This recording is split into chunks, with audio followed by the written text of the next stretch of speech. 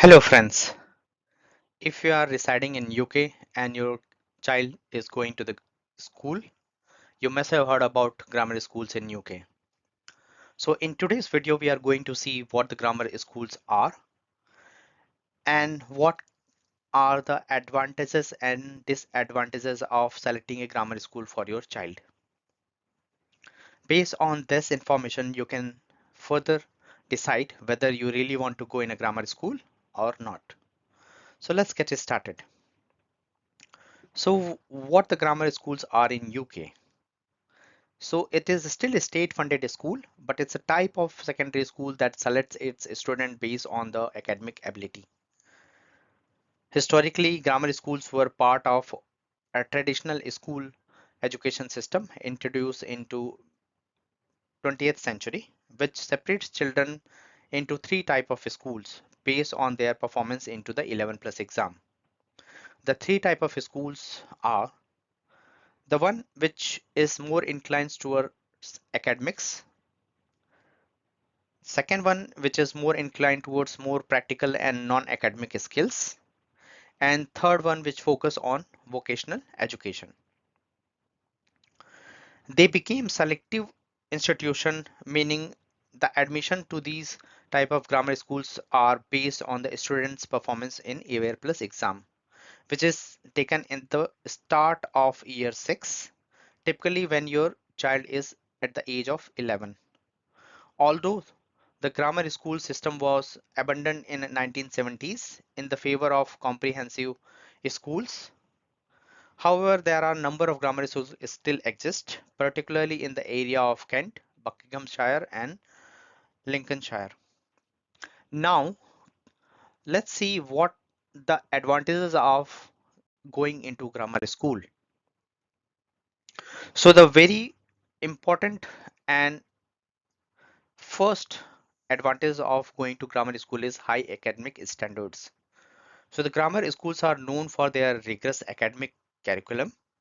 They tend to achieve higher results in exams such as GCSEs and A level, offering students an advantage in university application and competitive career paths. The second advantage is more focused learning environment. Since students are selected based on the academic ability, the general pace of teaching is faster and expectations are higher. Teachers are more focused on delivering more advanced curriculum tailored to the need of high achieving students. It has also seen that the grammar schools often have a better funding and resources compared to the other state funded schools. This includes facilities, extracurricular activities, and academic supports like tutoring and access to higher level courses. They also provide a strong university pathways. Since grammar schools have a track record of sending students to the top tier universities, including Oxford and Cambridge, the culture in grammar school tends to emphasize further education and academic success, creating a strong university application support system. It is also seen as a prestige and tradition. So many grammar schools have a long history and a prestigious reputation. For families seeking traditional educational values or looking to associate with a particular social and educational status, grammar schools are often seen as desirable. To a certain extent, it also provides social mobility opportunity. So for the students from a less affluent backgrounds, grammar school can offer a pathway to high academic achievements and access to elite universities. It's potentially breaking the cycle of disadvantages. Now, these are the major advantages of studying in a grammar school. Can we think a disadvantage of going into the grammar school as well? Yes, there are. So in the next slide, let's look into what are they. So the very first disadvantage is on impact on child. It's mainly in the form of pressure and stress. So the high academics standards and competitive environment can lead to significant pressure on students to perform well. Some students may struggle with the stress associated with constant exams, high expectations, and competitive nature among peers. It also sometimes provides narrow focus on academics. Since the curriculum in grammar schools tends to focus heavily on academic subjects only, sometimes at the expense of vocational or creative education as well. Students who have talent in other areas, like outside of traditional academic subjects, they may find fewer opportunities to develop their skills. It is also seen that it is having a limited diversity. So the grammar schools may lack social and cultural diversity compared to the non-selective state schools. Since admission is based on a single exam, some students from diverse or less privileged background may be underrepresented, creating a more homogeneous student body. Now let's see what the impact on society. So the very first point is segregation of students. The selective nature of grammar schools create a divide between those who attend grammar schools and those who go to comprehensive or secondary modern schools.